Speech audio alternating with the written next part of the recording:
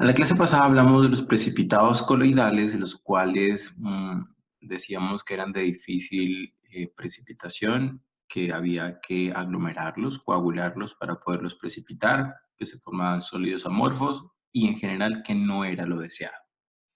Pues bien, los precipitados cristalinos son todo lo contrario. Los precipitados cristalinos son cristales de una forma definida, grandes, fáciles de filtrar, fácil de lavar y además muy importante que yo puedo controlar su tamaño. Entonces, ¿qué es lo mejor? Pues que sea un tamaño muy grande o por lo menos grande para que se pueda filtrar con facilidad. Entonces, ¿cómo podemos mejorar el tamaño? Con 4 condiciones claves que también eran comunes con la parte de los coloides. Hay que usar disoluciones diluidas para que no se aglomere demasiado y no se pegue.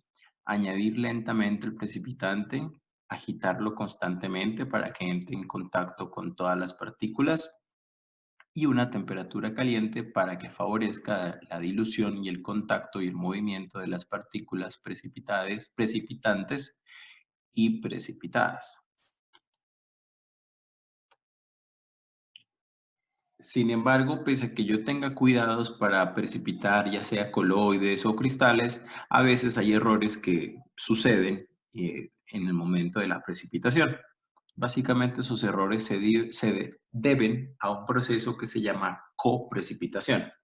La coprecipitación es el proceso en el que un compuesto que es soluble se retira de la disolución por culpa de un precipitado. Por ejemplo, yo estoy precipitando calcio, pero cuando precipito el calcio arrastra el magnesio, por ejemplo. Entonces me está sacando de la disolución algo que no era precipitado y eso me está alterando. Esta coprecipitación se divide en 4 tipos: adsorción, cristales mixtos, oclusión y trampa mecánica. La adsorción con D es cuando la sustancia soluble es retenida en la superficie de la sustancia que precipita. Y entonces al retenerla en la superficie, la saca.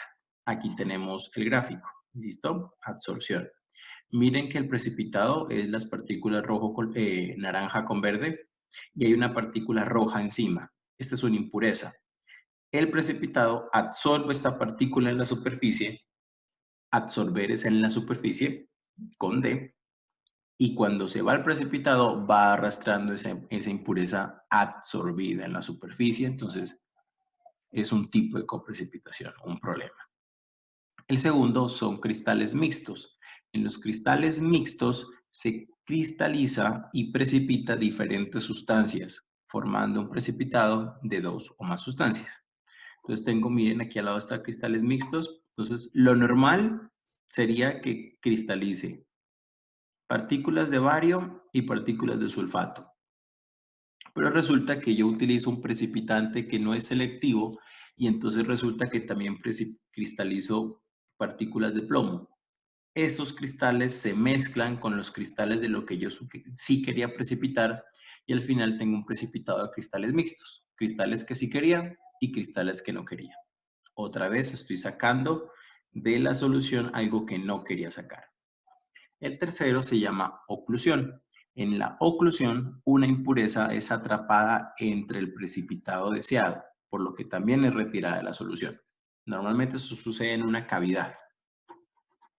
Aquí tenemos el gráfico de oclusión. Entonces tengo mi precipitado naranja con verde, pero resulta que quedó un pequeño espacio en medio de él.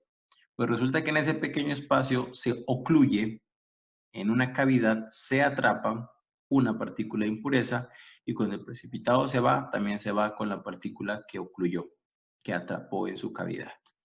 Y por último tenemos trampa mecánica. Cuando los cristales que voy a precipitar crecen rápidamente, por eso es que se aconseja añadir con lentitud, cuando crecen rápidamente, crecen de manera desordenada. Y aquí tenemos este gráfico de atrapamiento. Entonces, ¿qué son unos cristales muy irregulares? Miren estos. Y son tan irregulares que generan formas y espacios en donde mecánicamente pueden guardarse ciertas partículas. Es muy similar a la oclusión, solo que en la oclusión se busca una cavidad para la impureza y en el caso de la trampa mecánica es como que dos fragmentos de precipitado atrapan a una impureza. ¿Listo? Esa es la oclusión. Ahí tienen los gráficos para que se apoye. Entonces, en los 4 casos estoy sacando impurezas que yo no quería sacar. Esto me genera errores de masa. ¿Por qué errores de masa? Porque resulta que yo quería sacar 5 gramos de un precipitado, pero cuando lo voy a pesar me pesa 5,5, porque resulta que ese 0,5 de más es por culpa de una impureza que yo no iba a precipitar. Entonces siempre voy a tener errores de masa. El precipitado me va a pesar más de lo que debería pesar, porque esa masa va a tener el precipitado que yo quería sacar y el otro que coprecipité, pero no quería precipitar. Entonces me va a dar una masa superior a la masa que debería dar, con lo cual tenemos un error en la precipitación por exceso.